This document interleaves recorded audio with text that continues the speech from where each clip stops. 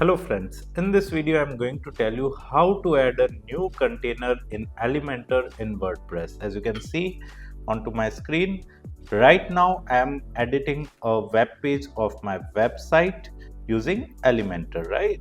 And here if I want to add a new container, then what I need to do is like there is a plus icon getting displayed in the middle of the screen, right?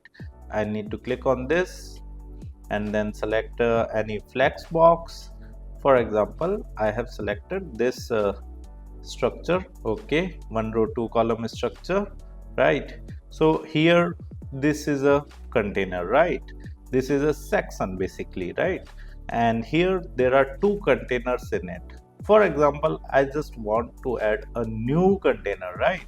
Then what I need to do is like I can simply right click on this edit container, right, the section, and then click on add new container. There is a edit container option just above the container, right? We just need to click on that six dots, right? So whenever we right click on that, a menu appears in front of us where we can simply select add new container. Okay, so as you can see, three containers have been added, right?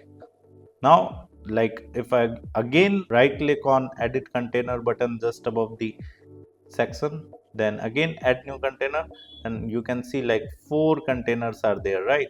Why so? Because we have a single row, right? We can also increase the row by clicking this edit container button and scrolling down in the layout section. As it is boxed, so we need to change the container layout to grid, right? And here we need to simply change the number of rows and like number of columns, whatever we want. So in this way we can simply create a new grid, right? And in this particular grid there is one container. We can simply change its width to like 100%, right? Because we have converted the flex box to grid, right? So we need to increase the width of this container.